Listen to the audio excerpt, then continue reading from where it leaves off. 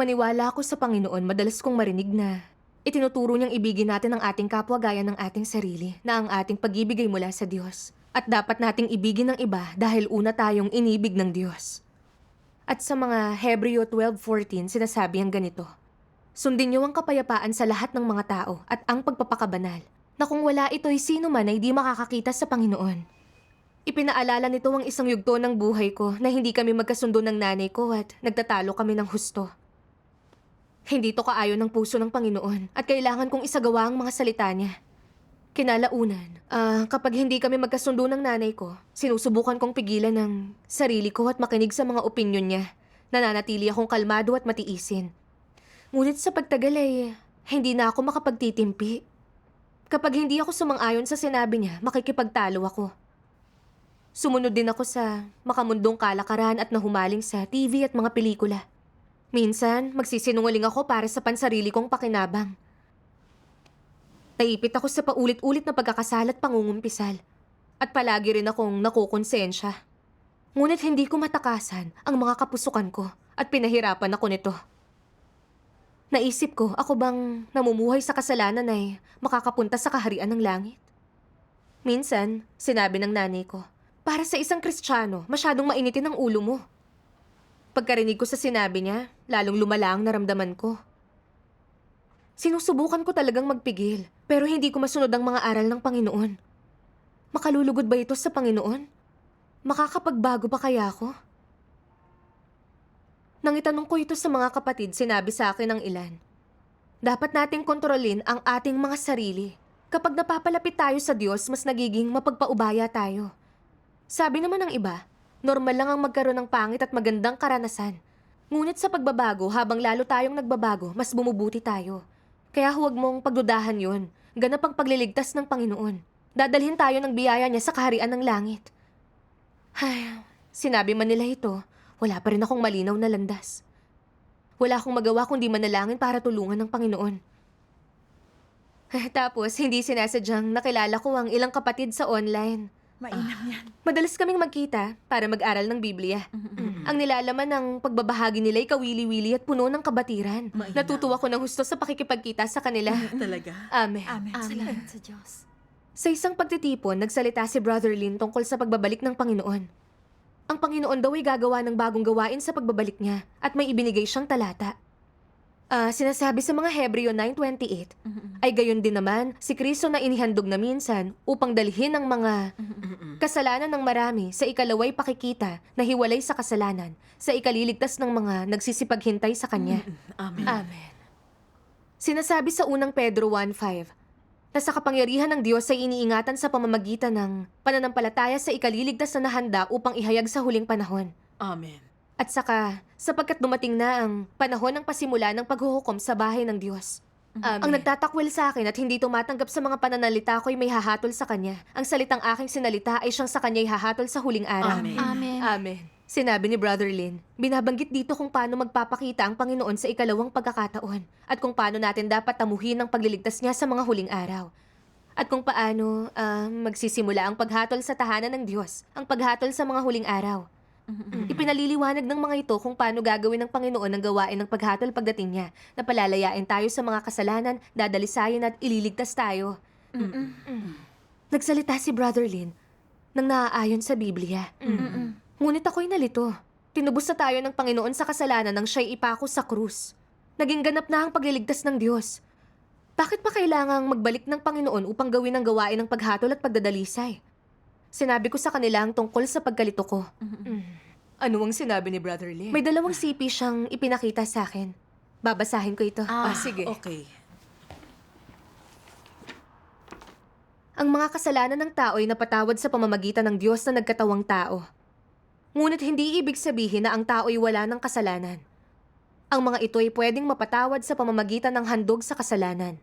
Ngunit tungkol sa kung paano ang tao ay hindi na magagawa upang magkasala at kung paano malilipol at mababago ang makasalanan niyang kalikasan, wala siyang paraan para malutas ito. Ang mga kasalanan ng tao ay napatawad dahil sa gawain ng pagpapapako sa krus ng Diyos. Ngunit siya'y patuloy na namuhay sa tiwaling makasatanas niyang disposisyon. Dahil dito, siya'y dapat naganap na mailigtas mula sa kanyang tiwaling makasatanas na disposisyon, upang ang makasalanan niyang kalikasay tuluyang malipol at hindi na kailanman muling mabubuo, at sa gayon ay tinutulutang mabago ang disposisyon ng tao. Dapat maunawaan ng tao ang landas ng paglago sa buhay, ang daan ng buhay at ang daan, upang baguhin ang kanyang disposisyon.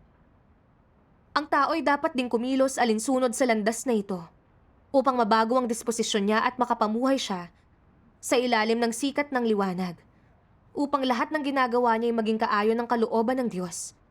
Maiwaksi niya ang kanyang tiwaling makasatanas na disposisyon at makalaya siya mula sa impluensya ng kadiliman ni Satanas, at sa gayon ay ganap na makalaya mula sa kasalanan. Saka lang, matatanggap ng tao ang ganap na kaligtasan. Sa makatwid, matapos makumpleto ang yugtong iyon, naroon pa rin ang gawain ng paghatol at pagkastigo. Ang yugtong ito'y para dalisayin ng tao sa pamamagitan ng salita at bigyan siya ng isang landas na susundan. Ito'y hindi magiging mabunga o makahulugan kung nagpatuloy ito sa pagpapalayas ng mga demonyo dahil ang makasalanang kalikasan ng tao ay di matatanggal, ngunit mananatili sa kapatawaran ng kasalanan. Ang tao ay napatawad na dahil sa handog sa kasalanan. Dahil ang gawain ng pagpapapako sa krus ay natapos na at ang Diyos ay nanaig laban kay Satanas. Ngunit ang tiwaling disposisyon ng tao ay nananatili pa rin sa loob niya. Pwede pa rin siyang magkasala at labanan ng Diyos at hindi pa nakamit ng Diyos ang sangkatauhan. Kaya sa yugtong ito, ibinubunyag ng Diyos ang tiwaling disposisyon gamit ang salita na nagsasanhi sa kanyang magsagawa sa tamang landas. Amen. Ako naman na magbabasa. Okay. Ang alam mo lang ay bababa si Jesus sa mga huling araw. Ngunit paano ba talaga siya bababa? Ang isang makasalanang tulad mo, nakatutubos pa lang, hindi pa nabago, at hindi pa nagawang perpekto ng Diyos, makakaayon ka ba ng puso ng Diyos? Para sa iyo, ang dating ikaw, totoo na ikaw ay iniligtas ni Jesus at hindi itinuturing na isang makasalanan dahil sa pagliligtas ng Diyos. Ngunit hindi ito patunay na ikaw ay hindi makasalanan at hindi marumi. Paano ka magiging banal kung hindi ka pa nababago? Sa iyong kalooban, puno ka ng karumihan, kasakiman, at kasamaan. Ngunit ninanais mo pa rin bumaba na kasama ni Jesus, hindi ka ganon kaswerte. Nalagpasan mo ang isang hakbang sa pananalig mo sa Diyos. Natubos ka lang, ngunit hindi pa nabago. Para maging kaayon ka ng puso niya, kailangan ng Diyos mismo ang magbago at maglinis sa'yo. Kung ikaw ay tinubos lang, wala kang kakayahang magtamo ng kabanalan. Dahil dito, hindi ka magiging karapat-dapat na makibahagi sa biyaya ng Diyos. Dahil nalagpasan mo ang isang hakbang sa gawain niya na pamamahala sa tao, na isang mahalagang hakbang sa pagbabago at pagperpekto. Kaya ikaw, na isang makasalanang katutubos pa lang, ay walang kakayahang direktang manahin ang pamana ng Diyos. Amen. Amen. Salamat sa Diyos. Ibinahagi ni Brother Lin. Tinubos tayo ng Panginoong Jesus mula sa sakop ni Satanas. Pinatawad ang mga kasalanan natin, ngunit hindi ibig sabihin wala na tayong kasalanan. Tama. O na hindi na tayo magkakasala o lalaban sa Diyos. Oo, Ganun na ganun nga. Sa kapanahunan ng biyaya, ginawa ng Panginoong Jesus ang gawain ng pagtubos at pagpapatawad. Hindi ang pagdadalisay at pagbago sa tao na ginagawa ng Diyos sa mga huling araw. Tama yun. Pinatawad man ang ating mga kasalanan sa pamamagitan ng pananampalataya. Ang makasalanan nating kalikasan at malasatanas na disposisyon ay nag-ugat na. Tayo'y mapagmataas, buktot, tuso, masama at napopuot sa katotohanan. At hindi natin maiwasang magkasala, suwayin at labanan ng Panginoon. Ganun na nga. Oo. Nagsisinungaling tayo at nagkukunwari upang ingatan ng sarili nating interes. Kapag hindi tayo nagkakasundo, nagagalit tayo at nakikipagtalo sa ibang tao. Sumusunod tayo sa mga makamundong kalakaran at nagnanasa ng makasalanang mga kalayawan. Totoo yan. Sa panahon ng kahirapan, sinisisi natin ng Diyos, lumalayo sa Kanya at pinagtataksilan siya. Kailangan Tama. tayo. Sabi ng Diyos, kayo nga'y magpakabanal sapagkat ako'y banal. Kung hindi tayo banal at dalisay, hindi natin makikilala ang Diyos. Amen. Paano mangyayaring tayo na madalas nagkakasala at lumalaban sa Diyos ay magiging karapat-dapat na makapasok sa kaharian niya? Tama. Tama. Kaya naman, ang Panginoon ay nangakong babalik upang ipahayag ang katotohanan at gawin ang gawain ng paghatol at pagdadalisay. Ipagkaloob ang mas maraming katotohanan, iligtas tayo ng tuluyan, palayain tayo sa kasalanan, at dalhin tayo sa kaharian ng Diyos. Salamat sa Amen. Diyos. Sinabi ko sa kanya, totoo talaga ang mga sinabi mo. Palagi tayong nagkakasala at nagkukumpisal at di pa rin tayo malaya sa pagkakasala. Kaya lang mayroon akong mga kaibigang Kristiyano na tunay ngang nabubuhay na napakabanal. Hindi sila nagtatalo at iniibig nila ang mga kaaway nila. Ang ilan sa kanila ay may dating mga problema sa buhay may asawa, ngunit ang mga pagsasama nila ay bumuti nang magsimula silang maniwala. Ang ilan sa kanila ay mainitin dati ang ulo, ngunit naging matiisin sila dahil sa paniniwala sa Panginoon. Ang tapat na naniniwala sa Panginoon ay sumasailalim sa pagbabago. Kapag nagpatuloy ang pagbabagong ito, hindi rin ba sila makalalaya sa kasalanan at magiging malinis? Nang itanong ko ito, matyagang tumugon si Brother Lin. Napakaraming tao ang nagbago simula nang sila'y maniwala sa Panginoon. Tumigil sila sa pananakit at pagsumpa sa iba. Mas naging mabait sila, naging mas matiisin, mas mapagpaubaya, tumutulong sa mga institusyon at nagsasakripisyo. Ipinakikita man ito na sila'y tunay na naniniwala sa Panginoon. Ibig bang sabihin ito, kaayon sila ng puso ng Panginoon? Hindi ganun yun. Ibig bang sabihin, malaya na sila sa kasalanan at naging malinis na? Nako, hindi. Pagkatapos, binasa sa akin ni Brother Lee ng 2 sipi. Suriin natin ito. Sige.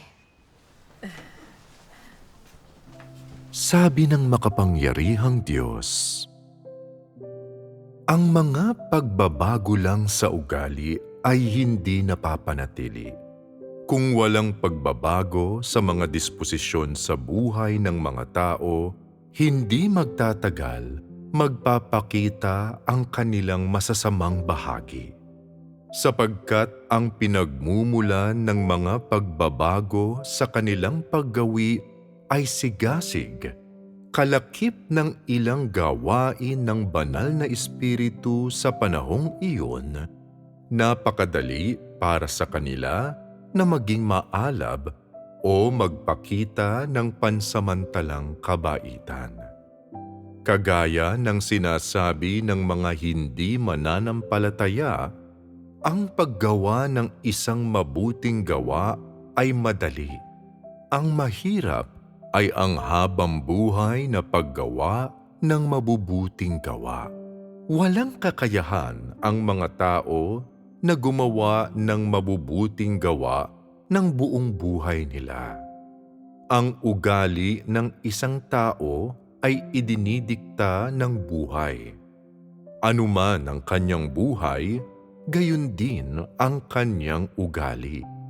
At yaon lamang likas na ibinubunyag ang kumakatawan sa buhay, pati na sa kalikasan ng isa. Ang mga bagay na huwad ay hindi magtatagal. Kapag ang Diyos ay gumagawa upang iligtas ang tao, hindi upang palamutian ang tao ng mabuting paggawi, ang layunin ng gawain ng Diyos ay ang baguhin ang mga disposisyon ng mga tao, upang sila ay muling ipanganak na bagong mga tao. Kaya naman, ang paghatol ng Diyos, pagkastigo, mga pagsubok, at pagpipino ng tao ay lahat nagsisilbi para baguhin ang kanyang disposisyon, para maaari niyang matamo ang ganap na pagpapasakop at debosyon sa Diyos, at magawang normal na sambahin ang Diyos. Ito ang layunin ng gawain ng Diyos. Ang pagpapakabait ay hindi kapareho ng pagpapasakop sa Diyos, lalong hindi ito katumbas ng pagiging kaayon kay Kristo. Ang mga pagbabago sa ugali ay batay sa doktrina at bunga ng sigasig. Hindi batay ang mga ito sa tunay na kaalaman sa Diyos o sa katotohanan, lalong hindi batay sa paggabay ng banal na espiritu. Bagamat may mga pagkakataon na ang ilan sa ginagawa ng mga tao ay pinapatnubayan ng banal na espiritu, hindi ito isang pagpapahayag ng buhay. Lalong hindi ito kapareho ng pagkakilala sa Diyos. Gaano man kabuti ang ugali ng isang tao, hindi nito pinatutunayan na nagpasakop na siya sa Diyos o na isinasagawa niya ang katotohanan. Ang pagbabago sa disposisyon ay pangunahing tumutukoy sa pagbabago sa kalikasan ng isang tao. Ang mga bagay tungkol sa kalikasan ng isang tao ay hindi makikita mula sa panlabas na mga paggawi. Ang mga ito ay tuwirang may kinalaman sa halaga at kabuluhan ng kanyang pag-iral. Iyan ay tuwirang nakapaloob sa mga ito ang pananaw ng isang tao sa buhay at sa kanyang mga pinahahalagahan, sa mga bagay na nasa kaibuturan ng kanyang kaluluwa at kanyang esensya. Kung ang isang tao ay hindi kayang tumanggap ng katotohanan, hindi siya sasailalim ng pagbabago sa mga aspetong ito.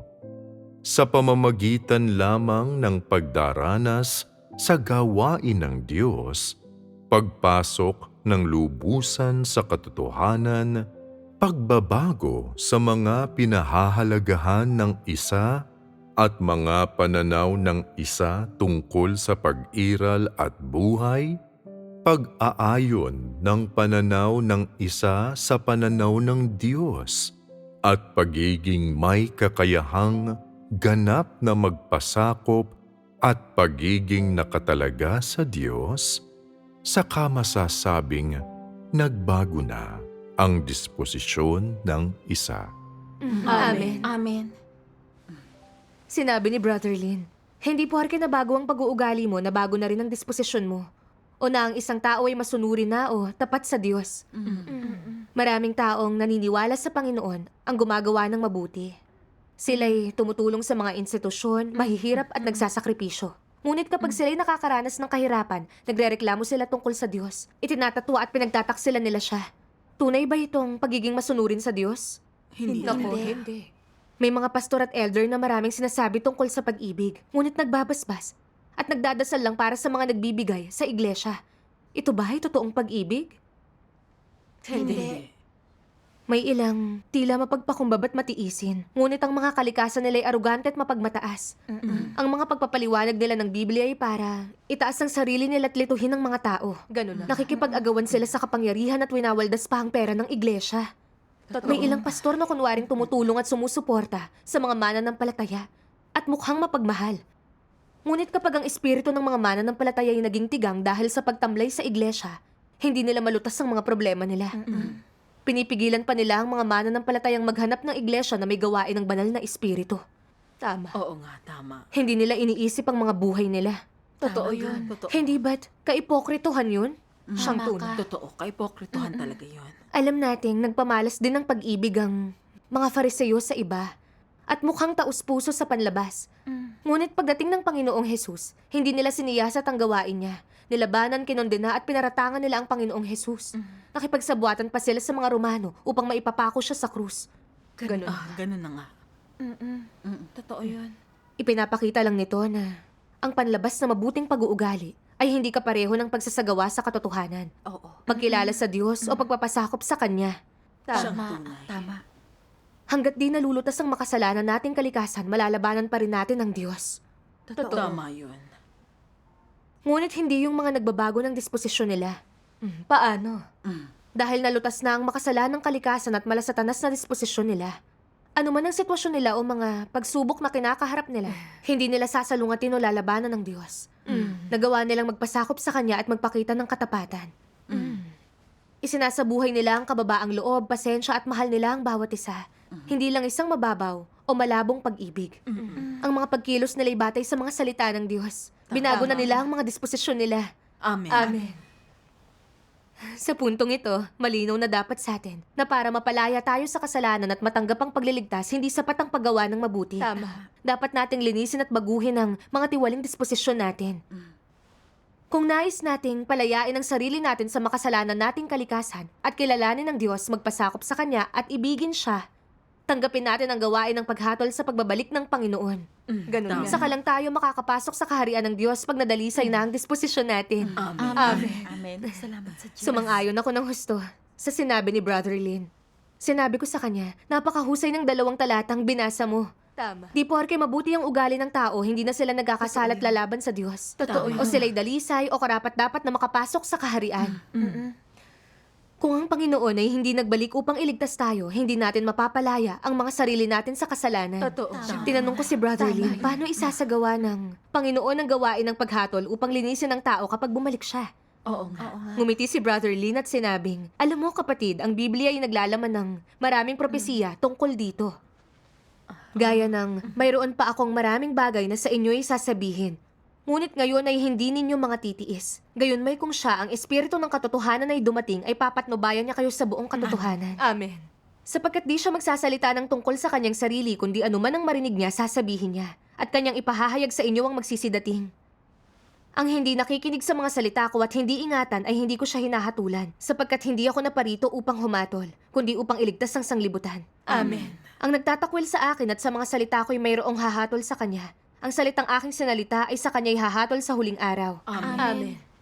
Sinasabi ng mga talatang ito na ang Panginoon ay babalik upang ipahayag ang katotohanan at hatulan ng tiwaling sangkatauhan. Kung papaano niya gagawin ito, ipinakita sa akin ni Brother Lin ang isa pang talata. Sabay-sabay nating basahin ito. Sige. Sa mga huling araw, si Kristo ay gumagamit ng sari-saring katotohanan upang turuan ng tao. Ibunyag ang diwa ng tao at suriin ang kanyang mga salita at gawa. Ang mga salitang ito ay binubuo ng iba't ibang katotohanan. Gaya ng tungkulin ng tao, paano dapat sundin ng tao ang Diyos, paano dapat maging tapat ang tao sa Diyos, paano dapat isabuhay ang normal na pagkatao, gayon din ang karunungan at disposisyon ng Diyos at iba pa. Ang mga salitang ito ay nakatuon lahat sa diwa ng tao at sa kanyang tiwaling disposisyon. Partikular, yung mga salitang naglalantad kung paano tinatanggihan ng tao ang Diyos ay sinasabi patungkol sa kung paano kinakatawan ng tao si Satanas at naging puwersa ng kaaway laban sa Diyos. Sa gawain niya ng paghatol, hindi lang basta nililinaw ng Diyos ang likas na pagkatao ng tao sa iilang salita lamang. Inilalantad, pinakikitunguhan at tinatabas ng pamatagalan. Ang ganitong mga pamamaraan ng paglalantad, pakikitungo at pagpupungos ay hindi maaaring mahalinhan ng mga ordinaryong salita, kundi ng katotohanang hindi man lang taglay ng tao. Ang ganitong klaseng mga pamamaraan lang ang itinuturing na paghatol. Sa pamamagitan lang ng ganitong uri ng paghatol masusupil ang tao at makukumbinsi ng gusto na magpasakop sa Diyos at makamtan ang tunay na pagkakilala sa Diyos. Ang idinudulot ng gawain ng paghatol ay ang pagkaunawa ng tao sa tunay na mukha ng Diyos at sa katotohanan tungkol sa kanyang sariling pagkasuwail. Ito'y nagbibigay daan sa tao na magtamo ng malawak na pagkaunawa sa kalooban ng Diyos sa layunin ng kanyang gawain at sa mga hiwagang hindi niya maunawaan. Tinutulutan din ito ang tao na makilala at malaman ang kanyang tiwaling diwa at ang mga ugat ng kanyang katiwalian. Gayon din para matuklasan ang kapangitan ng tao. Ang mga epektong ito ay bunga lahat ng gawain ng paghatol. Sapagkat ang diwa ng gawain ito ay ang mismong gawain ng pagbubukas ng katotohanan ng daan at ng buhay ng Diyos sa lahat ng taong may pananampalataya sa Kanya. Ang gawain ito ay ang gawain ng paghatol na ginagawa ng Diyos. Amen. Salamat sa Diyos. Sinabi ni Brother Lin, sa mga huling araw, ipapahayag ng Panginoong Hesus ang katotohanan, hahatulan at lilinisin ng sangkatauhan. Ang mga ito ay walang kinalaman sa ating panlabas na pag-uugali. tulad ng paninigarilyo, pag-iinom, pakikipagtalo, hindi pagpaparaya at marami pang iba. Ang mga ito'y itinakda upang ilantad ang ating malasatanas na disposisyon, upang himayin ang ating mga ligaw na pananaw at mga layunin. Tama. Makikita natin sa mga salita niya kung gaano tayo kalubhang ginawang tiwali ni Satanas. Puno ng gayong malasatanas na mga disposisyon kagaya ng kayabangan, pandaraya, pagiging mapanira at masama. Tama. Dahil nangingibabaw sa atin ang mayabang na kalikasan, gusto natin na lagi na tayong pinakasikat at tinitingala. Gusto rin nating kontrolin ang lahat ng bagay. Bukod dito, nagsisikap tayo para sa Diyos at nagsasakripisyo, ngunit para lang tanggapin ang biyaya niya at pagpapala bilang kapalit. Oo. Sa harap ng kahirapan, siya'y ating sinisisi at nilalabanan din. Hinahatulan tayo ng mga salita ng Diyos upang ipakita sa atin na kulang tayo sa konsensya at katwiran. Nakikita natin ang katiwaliang ginawa ni Satanas at nagsimula tayong masuklam at isumpa ang mga sarili natin na buong pusong magsisi. Ipinapakita naman ng paghatol at paglalantad ng mga salita niya kung anong uri ng tao ang gusto ng Diyos, kung sinong pinagpapala niya, kung sinong kinasusuklaman at isinusumpa niya. Nararanasan natin kung paano ang matuwid na disposisyon niya ay hindi nasasaktan at lumilikha ng isang puso na gumagalang sa Diyos. Amen. Sa sandaling magsimulang magbago ang pananaw natin, pag may nangyaring isang bagay, maaari nating hanapin ang kalooban ng Diyos at isagawa ang kanyang salita. Unti-unti nating tatakasan ang ating tiwaling malasatanas na disposisyon at magagawang tunay na gumalang at magpasakop sa Diyos. Sa ganitong paraan, nalutas na ang problema ng makasalanang kalikasan natin. Amen. Amen. Salamat sa Diyos. Ang gagawin. Ramdam kong ang nabasa ni Brother Lynn ay mga bagay na hindi masasabi ng isang ordinaryong tao. Kaya tinanong ko siya kung sino ang nagsabi ng mga ito. Sinabi niya sa akin, sinabi ito ng makapangyarihang Diyos, Kristo ng mga huling araw. Ang makapangyarihang Diyos ay ang Panginoong Jesus na nagbalik. Amen. Naipahayag na ng makapangyarihang Diyos ang milyon-milyong salita na tinipon sa ang salita ay nagpapakita sa katawang tao. Ang mga umiibig sa katotohanan na tunay na naniniwala sa Diyos ay nagbalik sa harap ng makapangyarihang Diyos matapos marinig ang tinig niya. Nararanasan nila ang paghatol ng kanyang mga salita. At ang kanilang mga disposisyon sa buhay ay nagkaroon ng ilang pagbabago. Mainam. Ang website ng ang Iglesia ng Makapangyarihang Diyos ay naglalaman ng mga patotoo ng mga kapatid. Tuwang-tuwa akong marinig ito. Sinabi ko, iba sa pakiramdam ang mga salitang ito. Dahil ito ay mga salita ng Diyos. Tama. Hindi ko kailanman pinangarap na sasalubungin ko ang pagbabalik ng Panginoon. Ako'y talagang pinagpala. Salamat sa Diyos.